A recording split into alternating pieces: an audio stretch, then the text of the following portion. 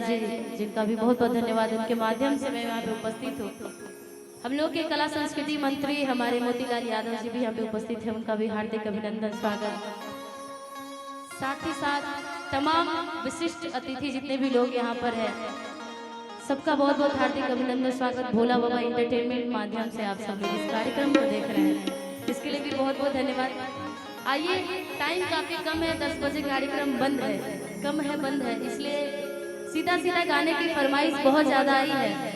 तो सीधा सीधा गाने के दौर में चला जाए। और कहना है क्या कि गोरिया चांद की अजुरिया, आवाजें नहीं है आपकी, कि गोरिया चांद की अजुरिया नियन गोर बाड़ू हो, कि गोरिया चांद की अजुरिया नियन गोर बाड़ू हो, तुहर जोड़ केहू नहीं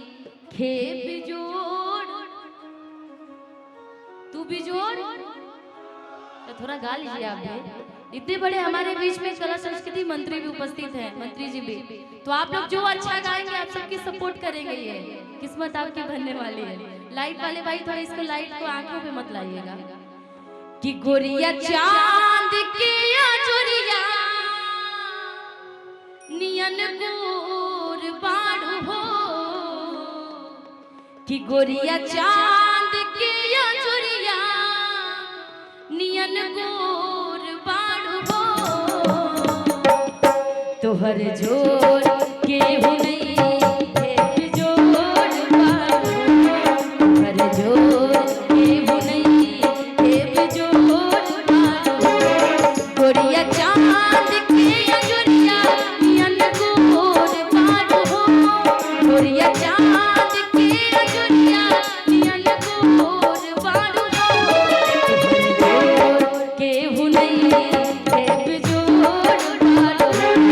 तोहर जोर केहू नहीं खेब जोड़ बाड़ू।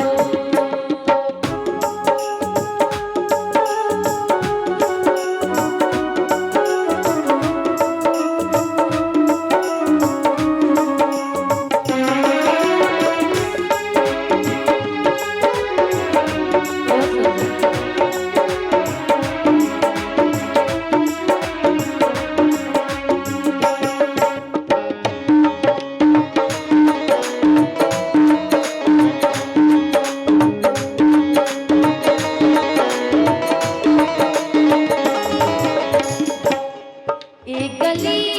तुहर खातिर तैयारी हम, एक गली तुहर खातिर तैयारी हम, तुह पे सारी जिंदगी लुटाई हम, तुह पे सारी जिंदगी लुटाई हम, एक गली तुहर खातिर तैयारी हम, एक गली तुहर खातिर तैयारी हम, तुह पे सारी जिंदगी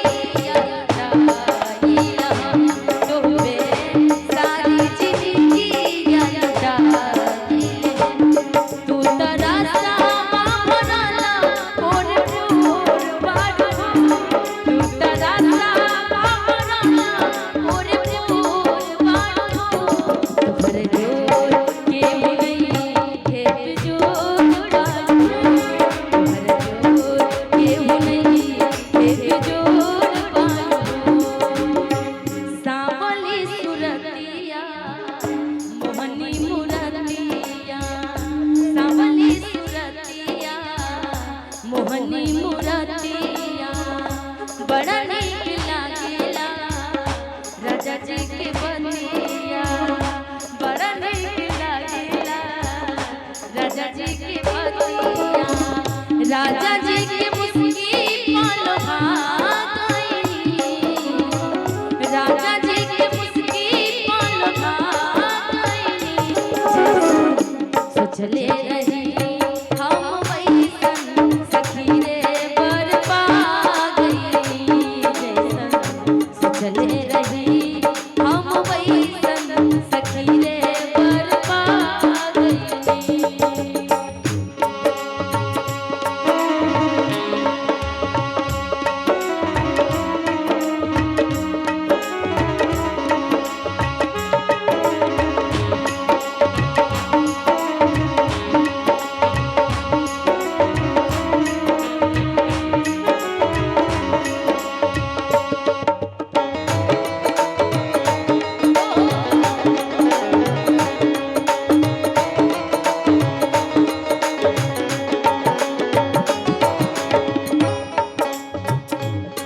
तुहर वो